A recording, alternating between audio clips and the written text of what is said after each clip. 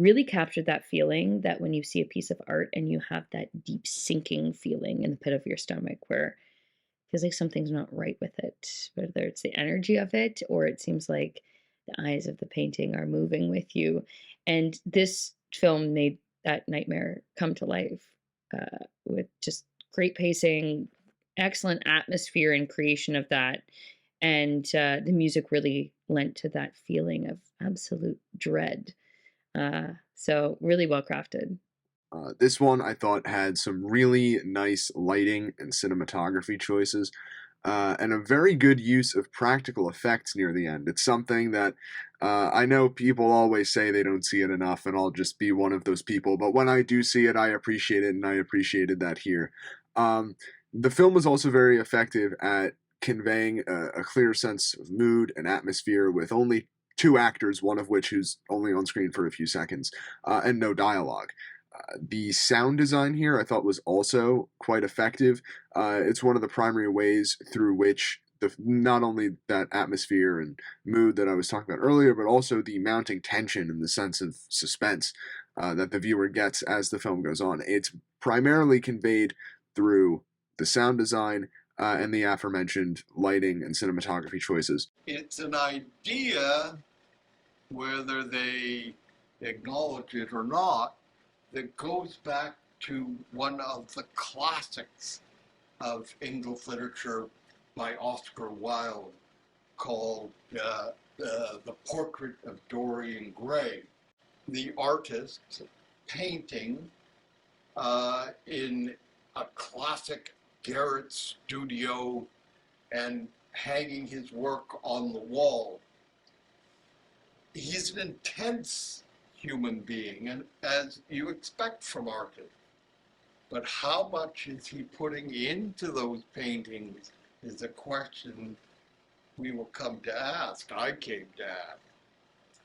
Now, as I said, this is a short film.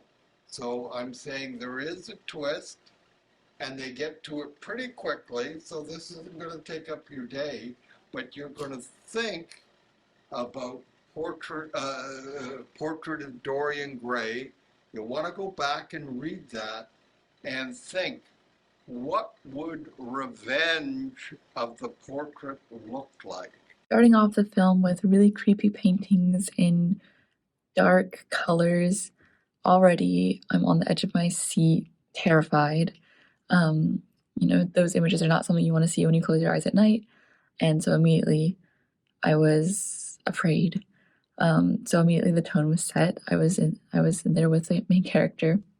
The fact that this film didn't have any dialogue also added to the creepiness factor. I thought that having the music and then sharply cutting it off is almost like a jump scare for your ears because you're waiting for something after that music cuts off. So I thought that was a really effective way of adding to that suspense as soon as that music is cut off. And then the man coming out of the painting silently almost was very creepy in its own way as well. So I thought overall the tone was consistent throughout. Some pretty potent nightmare fuel. They just do a great job at setting it up and then really just knocking it out of the park. When the arm comes through the painting, I was completely taken aback. It was a great surprise and just really effective.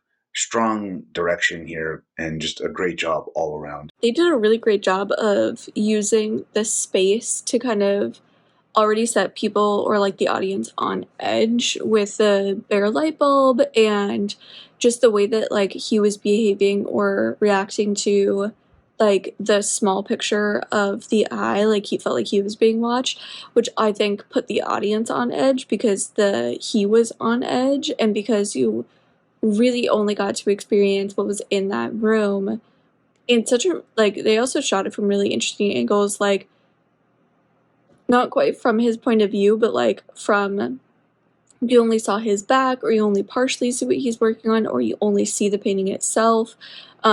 All of those kind of add to this feel that like you are experiencing what he's experiencing. and then to have the painting like fully come out, like, and come to life and everything, I thought was really clever. It's just a story of a guy who's painting something, a scary image, and the person inside the image comes to life and kills him. It's very, very scary. Almost felt like a mainstream horror type movie. Could be an indie movie or like something that somebody could make. This is like the shots were very claustrophobic. And it was like a monochrome color scheme. But yeah, the ending was the best part of it. Really scared it. I don't know if I'd watch it again.